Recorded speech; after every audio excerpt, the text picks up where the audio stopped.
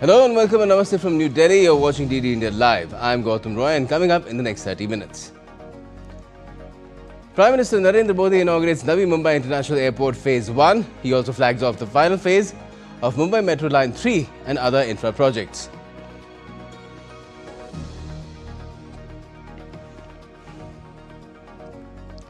UK Prime Minister Keir Starmer arrives in India with the nation's biggest trade delegation to date. We'll meet Prime Minister Modi in Mumbai. Both the leaders will also attend the Global FinTech Fest 2025.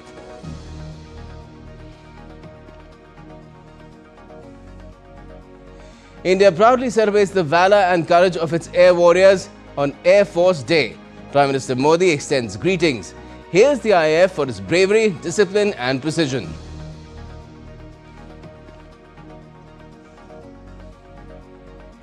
And gold races past $4,000 an ounce for the first time as investors hitch their ride to a historic rally in the safe haven asset to hedge against global uncertainties.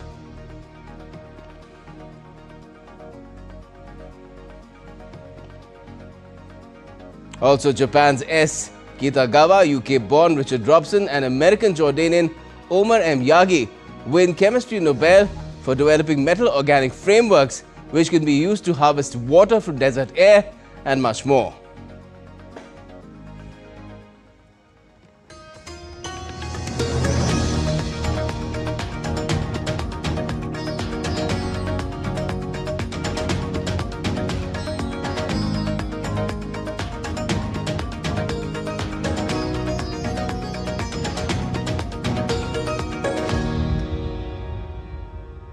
Prime Minister Narendra Modi on Wednesday inaugurated Phase 1 of the Navi Mumbai International Airport, built at a cost of nearly 19,650 crore Indian rupees. Spread over 1,160 hectares, the new facility is set to ease pressure on Mumbai's existing airport and give a major boost to India's aviation capacity.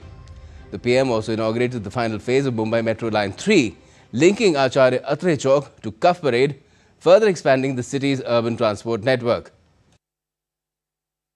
The PM also launched the Mumbai One app, offering commuters integrated mobile ticketing and seamless access across multiple public transport systems. He also unveiled the short-term employability program under Maharashtra's Skill Development Department to be implemented across 400 government ITIs and 150 technical high schools, aimed at aligning youth skills with industry demand and enhancing job readiness.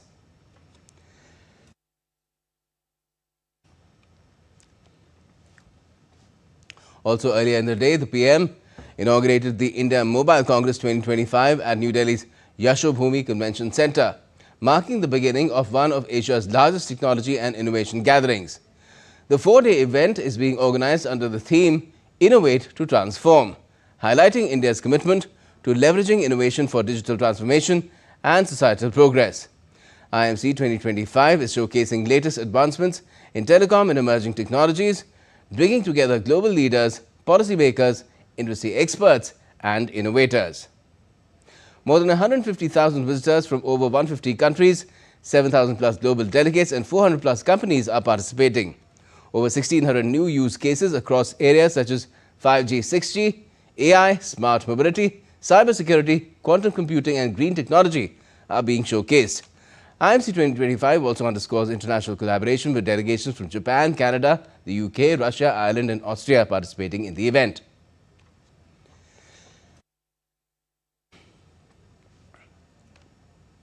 And addressing this gathering, Prime Minister Modi highlighted the efforts of the government to combat the risk of cybersecurity threats in the country. आज हम देश में cyber security को भी उतनी ही प्राथमिकता दे रहे हैं। साइबर फ्रॉड्स के खिलाफ कानून सख्त किए गए हैं और अकाउंटेबिलिटी भी बढ़ाई है और ग्रीवेंस रिड्रेसल के मैकेनिज्म को भी बेहतर किया गया है। इंडस्ट्री और कंज्यूमर्स दोनों को इसका बहुत बड़ा लाभ मिल रहा है। फ्रेंड्स, आज पूरा विश्व भारत के पोटेंशियल को रिकॉग्नाइज कर रहा है। दुनिया का दूसरा सबसे बड़ा टेलीकॉम मार्केट हमारे पास है।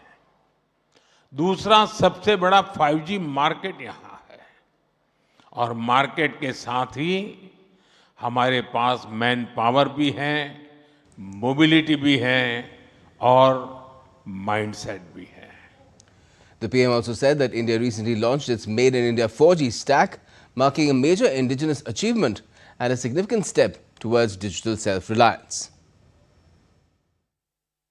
कुछ दिन पहले ही भारत ने अपना made in India 4G stack launch किया है.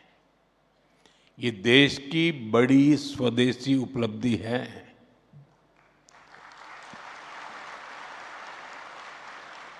अब भारत दुनिया के उन 5 देशों की लिस्ट में आ गया है जिनके पास ये सामर्थ्य है.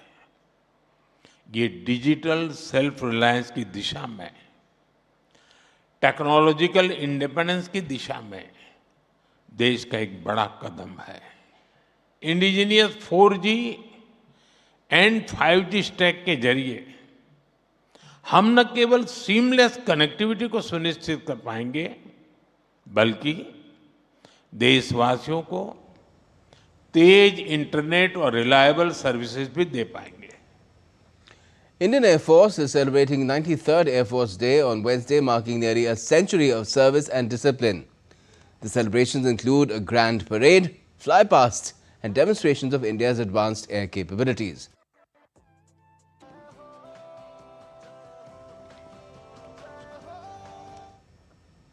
Speaking on the occasion, Air Force Chief, Air Chief Marshal A.P. Singh said, Indian air warriors have made history in every era and Operation Sindoor is a shining example of it.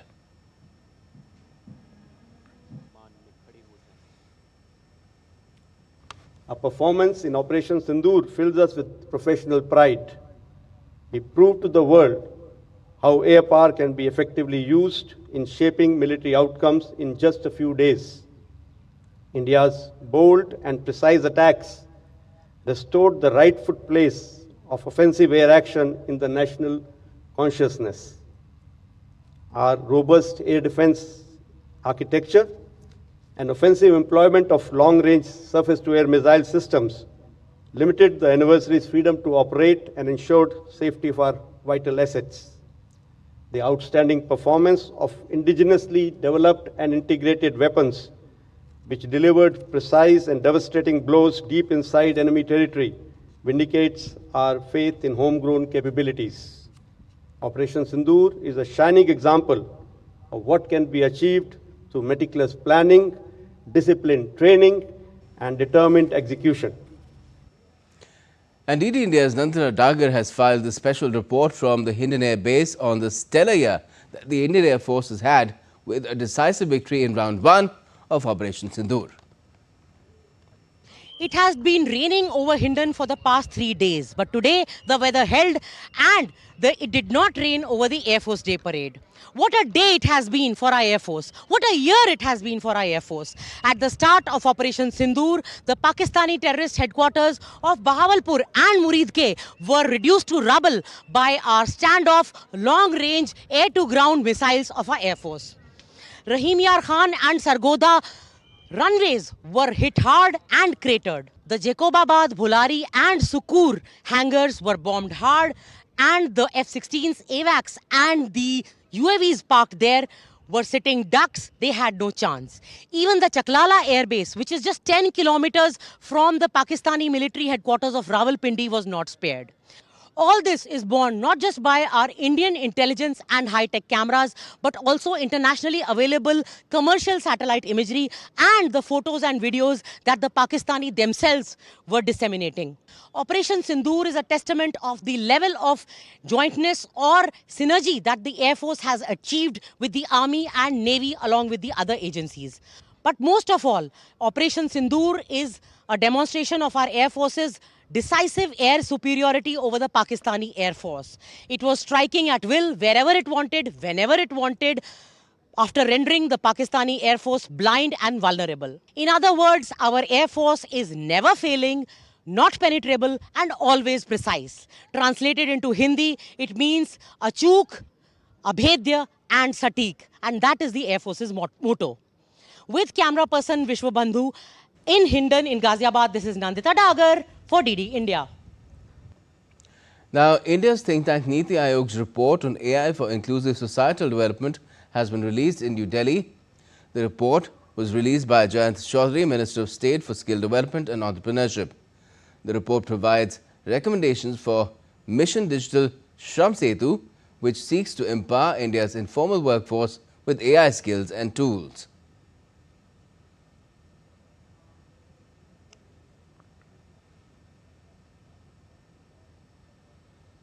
We are a large population of people who will benefit from the impact on their own productivity and their creating aspirational livelihoods for themselves by using these technologies.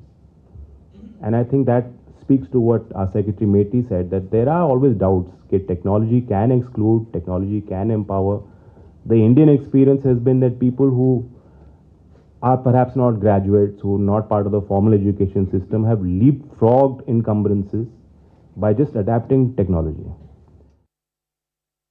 Our daily wage rate for a lot of these informal sector people is about $5 a day, $5 to $6. 400 to 500 rupees a day is what they get in good times. The question is, if they have to be $14,000 a day, they have to earn about $50 a day. That's the kind of switch. It's a 10-time shift. And it cannot happen by them working harder or putting in long hours. There are only 24 hours in a day, and how much more can they work hard? You have to tech enable them to actually be more productive and have more incomes. Now, the size of India's informal workforce is around 490 million. The Niti Aayog report suggests AI intervention can help transform India's informal workforce into a formal, empowered and future-ready labour force. Some of the key recommendations include: establish multi-tiered coordination forums across stakeholder groups. Facilitate collaborations across tech firms, manufacturers, skilling bodies, AI labs, academia and civil society. Create enabling tools to balance need for innovation with worker protection. Identify and quantify gaps between emerging tech and ground-level outcomes. Define holistic key performance indicators or KPIs to track impact.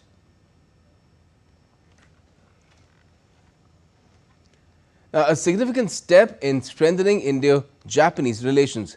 The Haryana and Shimane Partnership event was held at the Embassy of India in Tokyo. The event brought together senior leaders, business investors and community members to promote bilateral cooperation in trade, tourism and culture. DD India's Paulami Burman has sent us this report.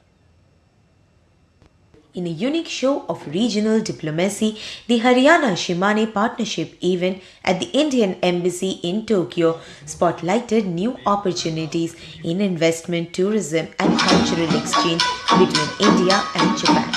Haryana Chief Minister Shri Naib Singh Saini held a series of high-level discussions with Japanese investors focusing on enhancing economic ties and people-to-people connections. Bharat और Japan के बीच के संबंध प्राचीन और गहरे हैं।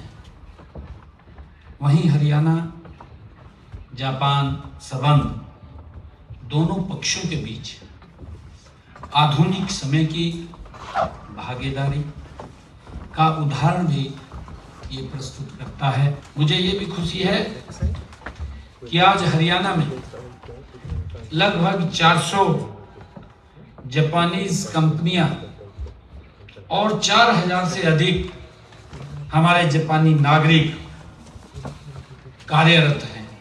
The governor of the Shimane Prefecture, Tatsuya Maruyama, the speaker of the Shimane Prefectural Assembly and the mayor of Matsue City were also present, reflecting strong commitment from both sides to deepen regional cooperation and ties. 島根県はこの年に一度、1年に一度、この日本中の神々が集まられますこの出雲大社に代表されますこの古代の神話や歴史、そしてこの各地のこの温泉が多数存在するほか、日本酒発祥の地ともされるなど、この豊かな自然とともに多様なこの魅力あふれる地域であります。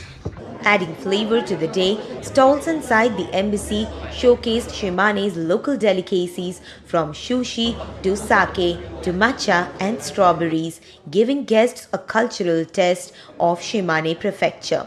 The evening concluded with the Gita Mahotsav celebrated by the Indian community in Tokyo.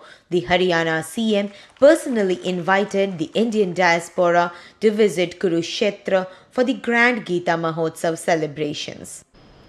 Here at the Embassy of India in Tokyo, the partnership event between Haryana and the Shimane Prefecture brought together stakeholders from both the nations.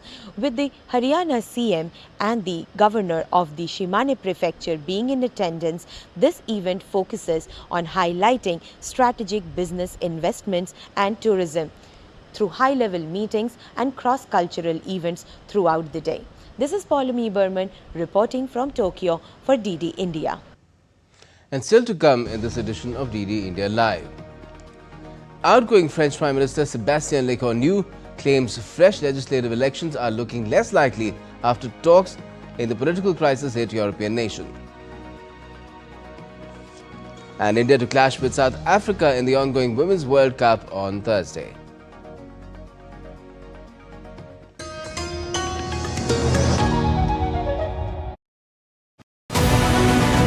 This week on Defence Dynamics, Pakistan feels the pressure. India's top brass delivers a unified message, from the Air Chief's confidence to Defence Minister's warning and the Army Chief's strong words on terror. India's Air Chief on 5th generation AMCA and new fighter options. And a closer look at the Army's AK-603 air defence upgrade under Mission Sudarshan Chakra. Catch it all this Wednesday at 8 PM IST only on DD India.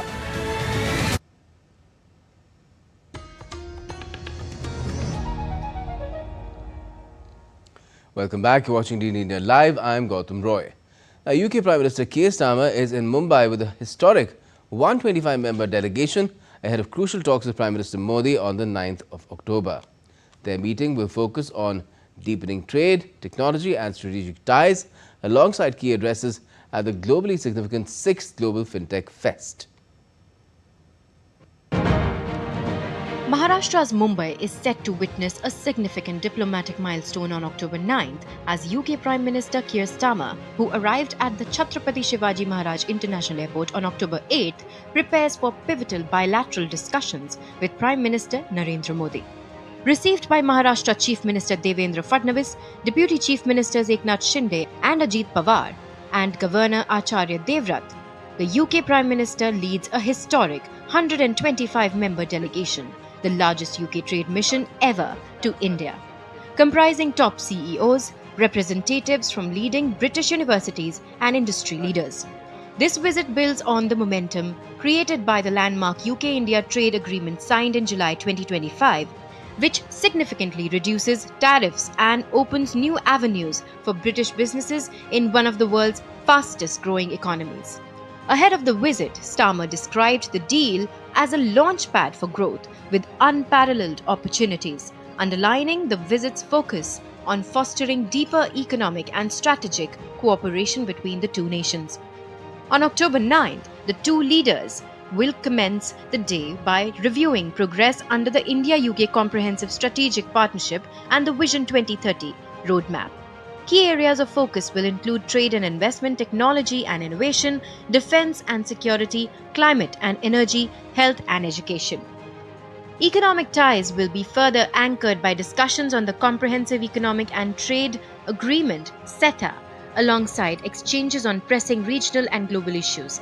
Notably, UK Prime Minister Starmer has clarified that visa relaxations are not part of the current negotiations. Later in the day, both Prime Ministers will participate in the CEO Forum, followed by delivering keynote addresses at the 6th edition of the Global FinTech Fest at Mumbai's Geo World Centre.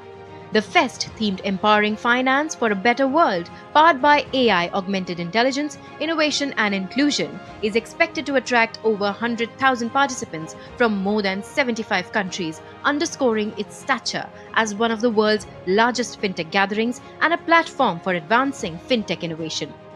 The visit marks a robust phase in UK-India relations. reinforcing shared ambitions for accelerated economic growth and strategic partnership. Bureau Report, DD India. Now, caretaker French Prime Minister Sébastien Lecornu struck a cautiously optimistic tone on Wednesday, saying a deal on the country's budget could eventually be reached, making the possibility of a snap election less likely.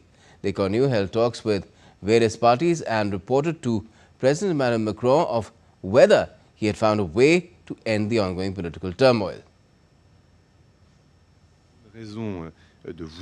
I have good reason to tell you that among the positive developments, all the consultations I have had with the President of the National Assembly, with the President of the Senate and with all the political groups show a shared will to ensure that France has a budget before December 31 of this year. And joining us with more about the impact on the markets due to France's ongoing political crisis from Berlin is DW's Chiponda Chimbelu. Good afternoon to you, Chiponda. How have the markets really reacted to these developments?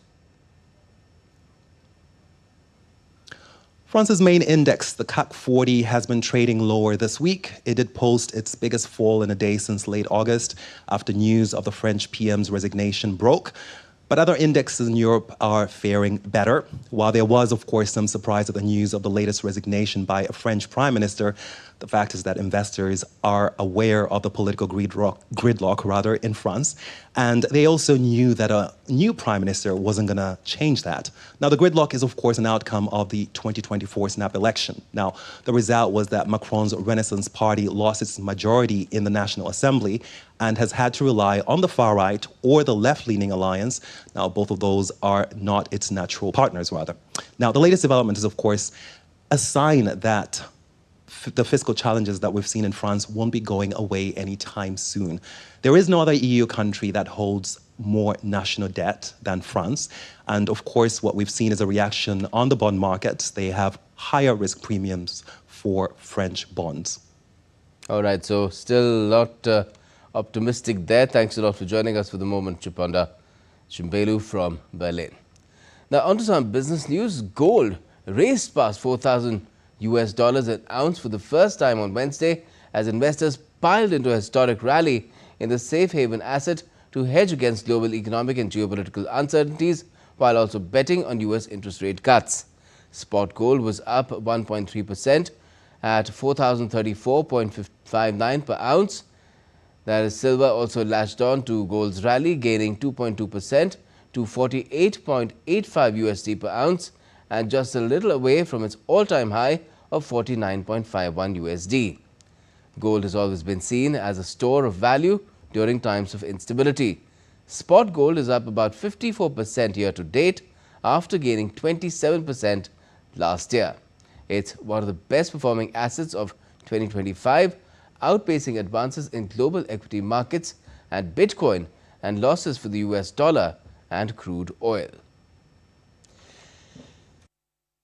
Scientists Susumu Kitagawa, Richard Robson and Omar Yagi won the 2025 Nobel Prize in Chemistry. The Royal Swedish Academy of Sciences awarded the Nobel Prize in Chemistry 2025 for the development of a new type of molecular architecture.